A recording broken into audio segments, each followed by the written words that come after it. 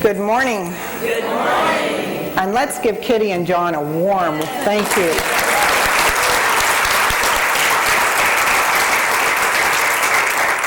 It's wonderful to see you all back from holidays again, especially the first year.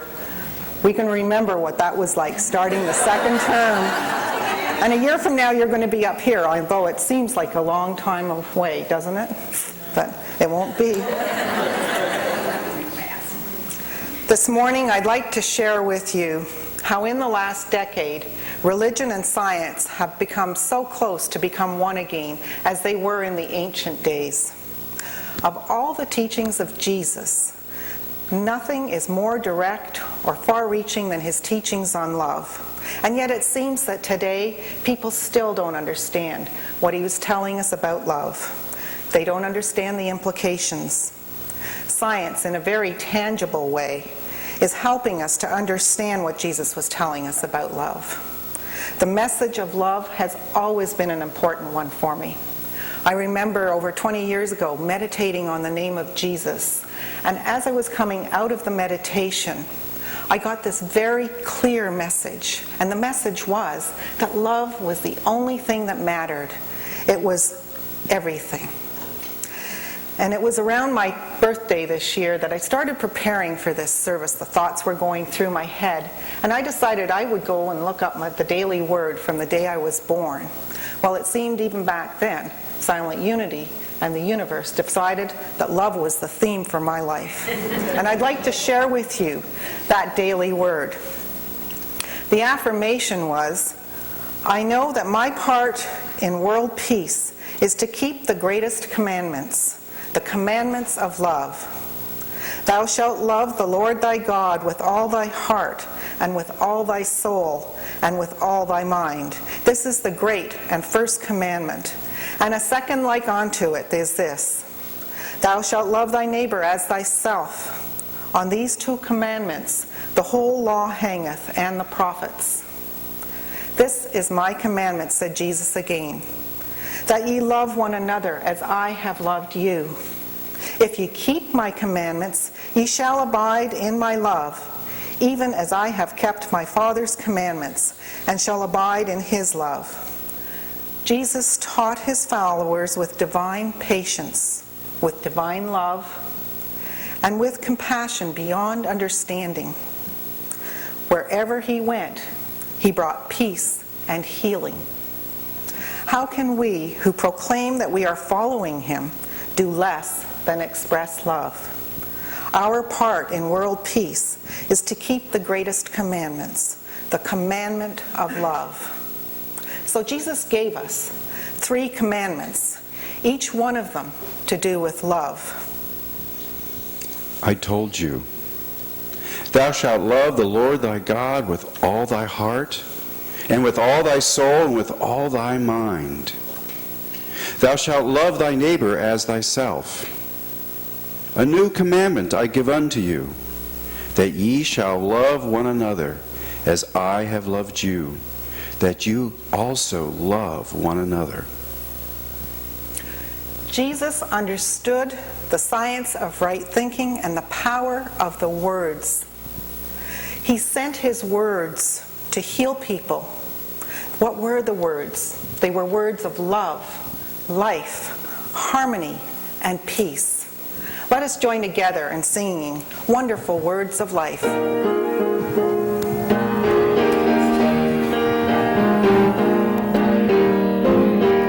Sing them all broadcast to me, wonderful words of love.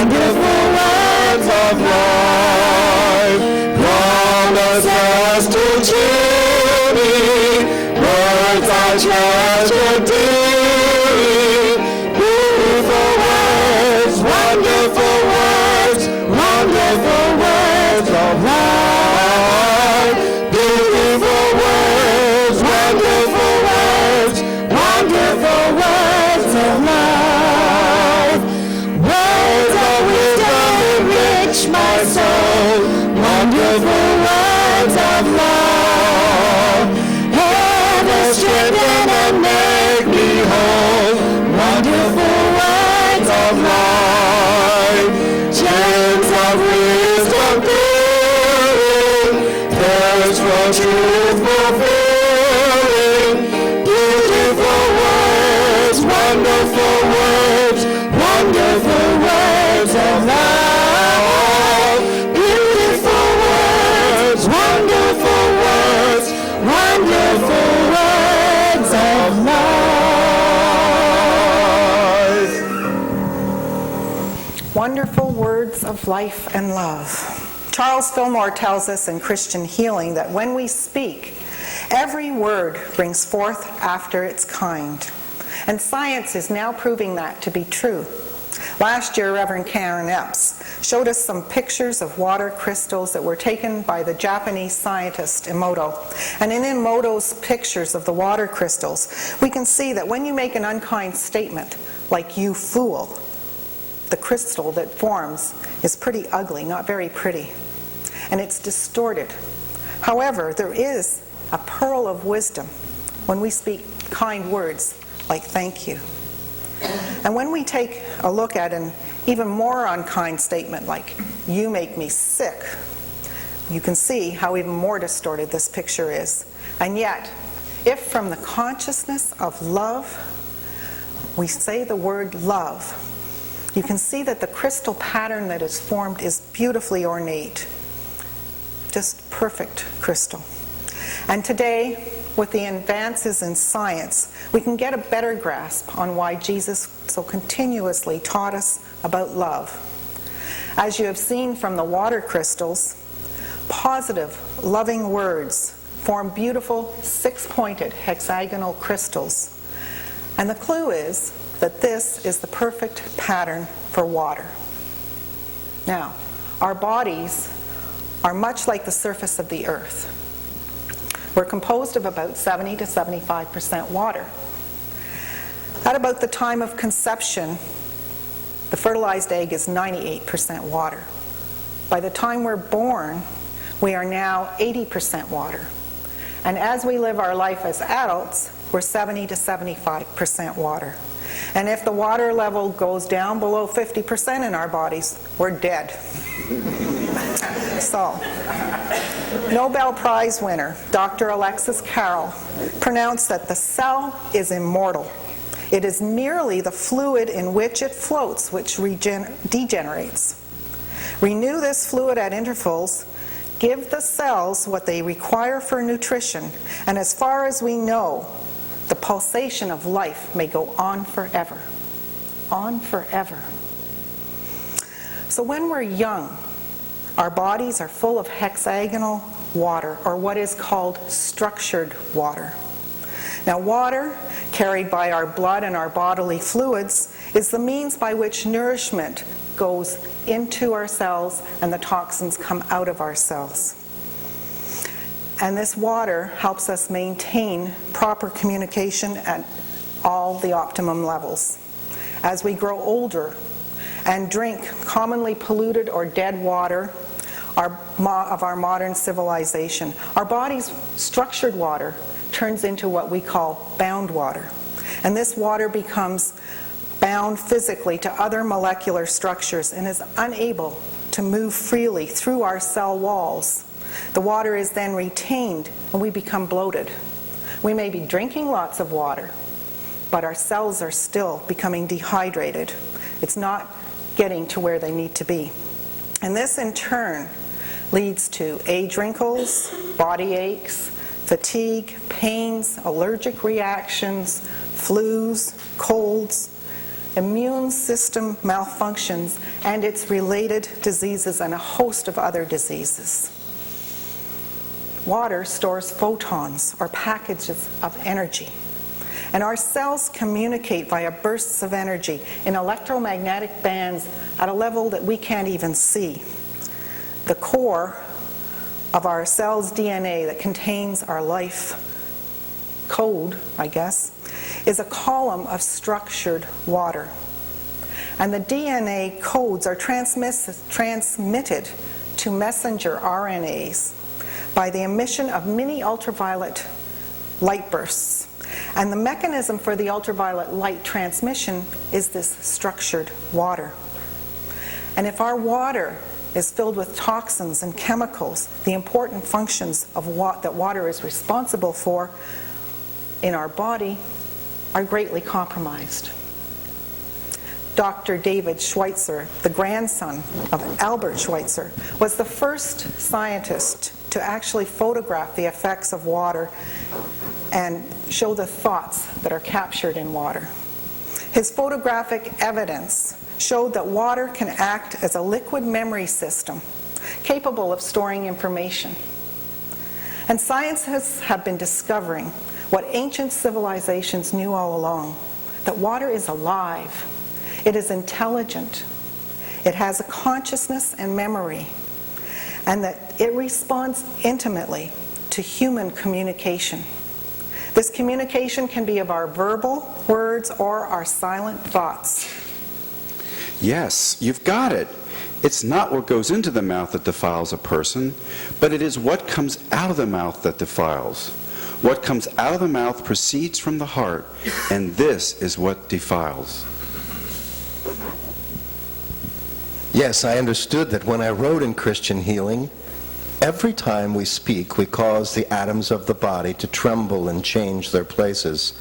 Not only do we cause the atoms of our own body to change their position, but we raise or lower the rate of vibration and otherwise affect the bodies of others with whom we come in contact. And later, in Atom Smashing Power of the Mind, I wrote, by our thoughts we are continually moving the cells of our body. The original impetus is given by the conscious mind, hence we must regulate our thinking to the end that harmony be set up in the cellular life throughout the organism. We can trace every ill to some thought. And how do we create that harmony? Through love, unconditional love, divine love that Jesus taught us. Love has been recognized by the greatest spiritual teachers as the greatest power in the world. And love is the power that joins and binds in divine harmony the universe and everything that's in it. It is the great harmonizing principle known to man. Unconditional love, divine love. It's an inner quality that sees good in everything and everyone. It insists that all is good. And it refuses to see anything but good. And in doing so, it creates that quality and appearance in all things. In May, I had the opportunity to go hear Emoto talk in Kansas City when he was at Unity Temple on the Plaza. It was a packed house. That church must hold well over 1,000 people. And he said that our role is to be the harmonizer of all existence, and that our responsibility in life is to give the vibration of love to everything. To give the vibration of love to everything. Here is a scientist telling us what our greatest spiritual teachers have been telling us throughout the ages, and now we can see why. Every time we speak negatively or have a negative thought, not only are we affecting our own bodies and the bodies of other people, we're affecting our own universe, our very own body of 60 trillion cells. By sending those negative thought vibrations into our own cells, that negativity is being held by our very own water, trapped in our body. We're creating bound water. And with our negativity, we're contributing to our illnesses. And the same holds true for thoughts of fear. Unity's third principle is thoughts held in mind produce after their kind. So we're creating our own world. It's like a circle. We affect the environment by our words and our thoughts, and in turn then the environment affects us by the water, the bound water that we drink. And Emoto has done a lot of work to demonstrate how our environment affects the water.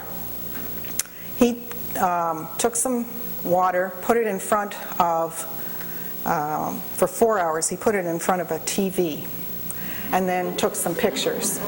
Pretty ugly water crystals, right? Then he took this same water and he labeled it with love and gratitude.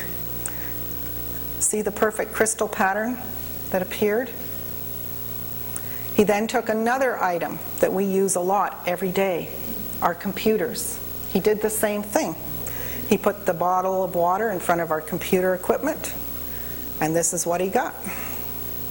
However, he then took those bottles of water, labeled them with love and gratitude, and see the beautiful crystal again that formed. These appliances have the same effect on the water in our bodies. And unfortunately, most of us spend more than 4 hours a day in front of a TV, a computer, on a cell phone, using a microwave oven, whatever it is. And he did some experiments also using SARS. What he did was he wrote out severe acute respiratory syndrome and put it on a bottle of water. He then took pictures of it. And this is what you see. These are the ugly crystals from SARS. And this is the power that the disease name had. Okay? Then he took those bottles of water and he labeled them again with love and gratitude. And as you can see, the crystals became beautiful, clear, hexagonal, structured.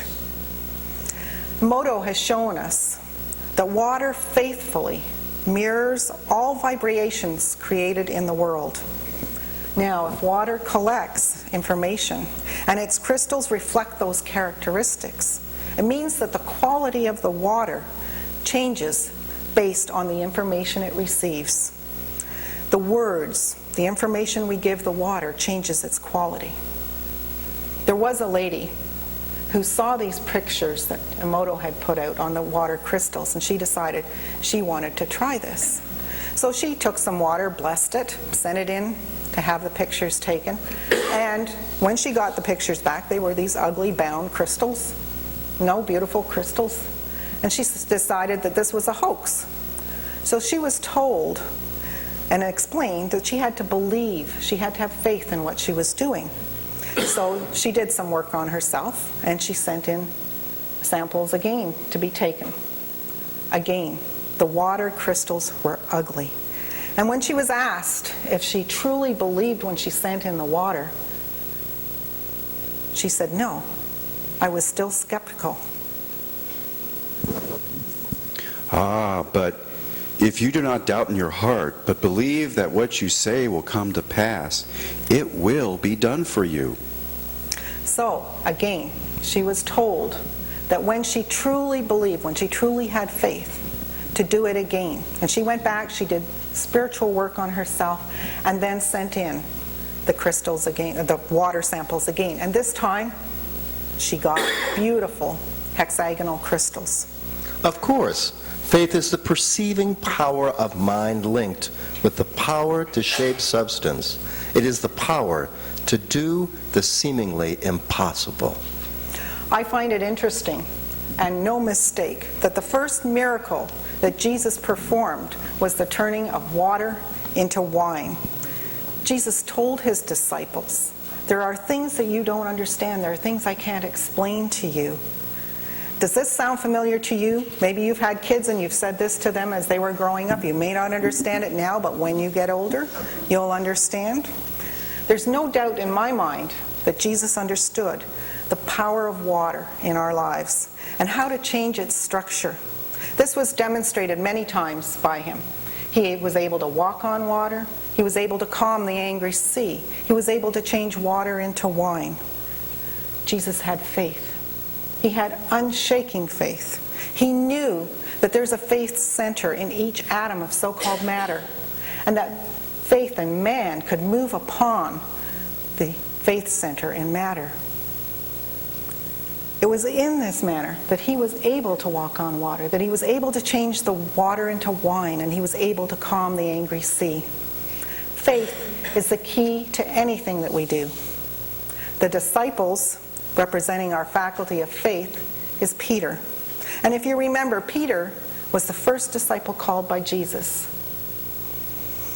The next were the brothers, John and James, representing our faculties of divine love and spiritual wisdom. Peter, John, and James were with Jesus all the time. Faith, love, wisdom. If we have faith, the lesson that we learn from these water crystals is that there is only one presence, there is only one power, and that presence and power, God as love, prevails over everything. Doesn't matter what the magnetic waves are. There's one presence, one power, love. Faith is of the mind. And it's the match that starts the fire in the electrons and protons of innate space. Faith has degrees of voltage, though. The faith of a little child and the faith of a very adept person are quite far apart, and so are the results that come from that faith. We must stay centered in our presence, one presence, centered in God as love, if we are to maintain healthy, structured water in our bodies. Because from one thought to the next, our bodies can change. The water in our bodies can change. And it's no wonder that Jesus taught love so much. To love one another, to love your neighbor, to love our enemies. Because they get the carbon copy. We actually get the original. Get that? We get the original. When we hate, that vibrates down into the water of our own bodies, first and strongest. So we get that original. Jesus controlled his thoughts by harmonizing them, by continually thinking constructively, by continually bringing into action in his conscious mind all the mental factors that lead to new life, to the understanding of what life is. Through prayer and meditation, we can harmonize our thoughts, our bodies, and the world around us. Many people today are paying lots of money for crystals. They put them in their drinking water to change them from bound water to structured water. But as students of truth, we know that we don't have to do that. We have the ability ourselves to change our water internally and externally. And we can do this by blessing our water and our bodies. I've created some affirmative clear labels, which you can pick up. They're on the table out there as you leave today, and you can take them and put them on your cups or your bottles of water, wherever you want. And here's an example of a picture taken from Fujiwara Dam in Japan. It almost looks like a face that's in pain. Now, there was a Buddhist chief priest that prayed over this dam for an hour, and then Emoto took a sample of the water after that.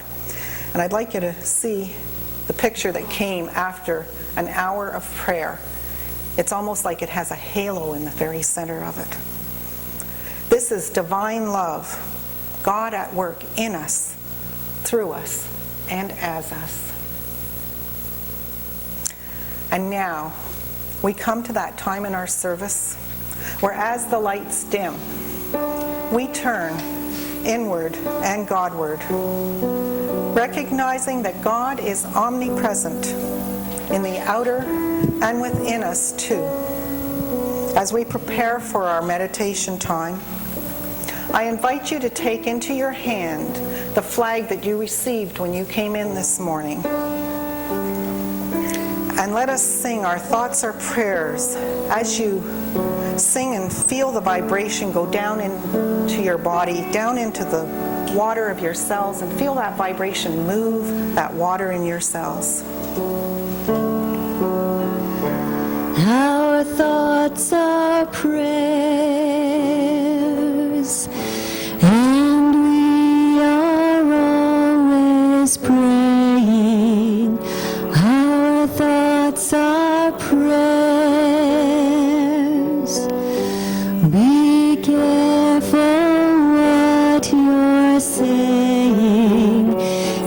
a higher consciousness, a state of peacefulness, and know that God is always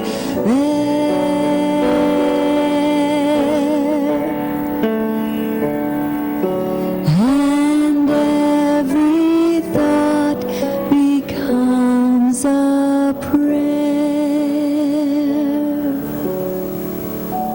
Just take a deep breath and begin by relaxing yourself.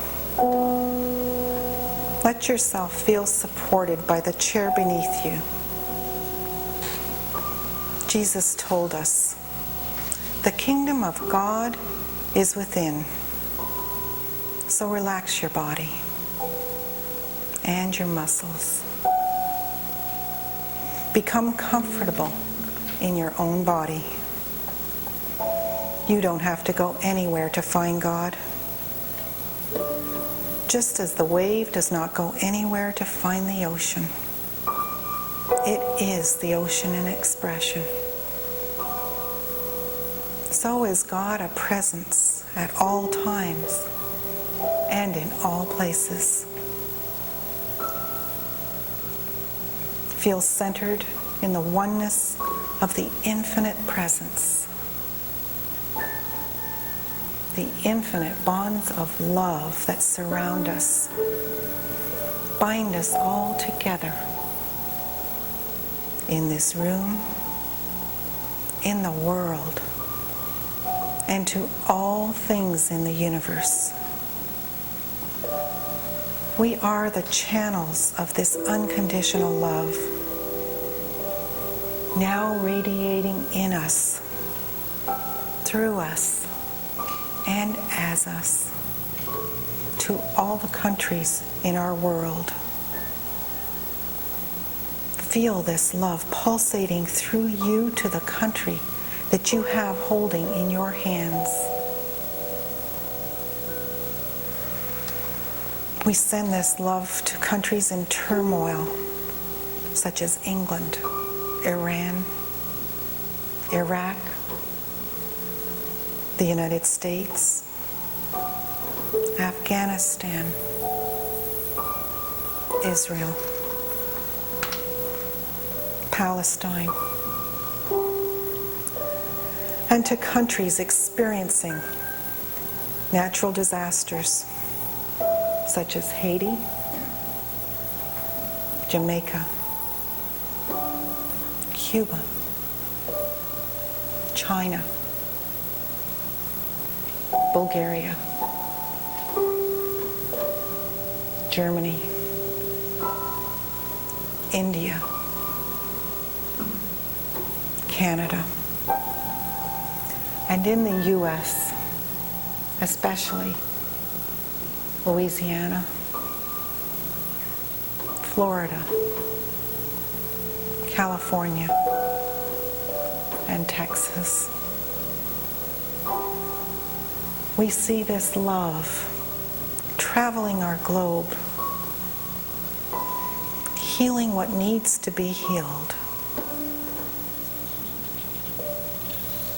And now, we focus this love on our own universe, our own body filled with trillions of cells.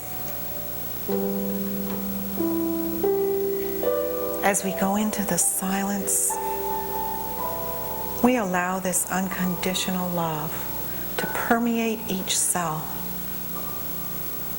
restoring it to the wholeness and peace of God in the silence.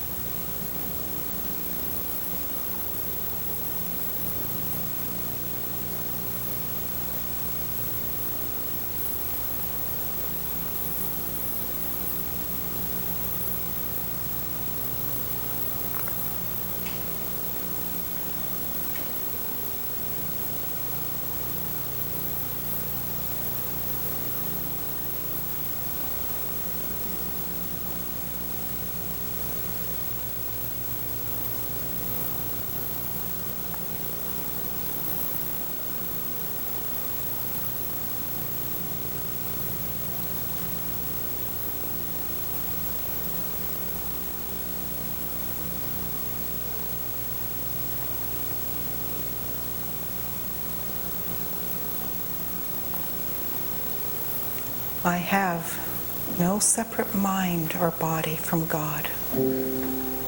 I am made in the divine image of God.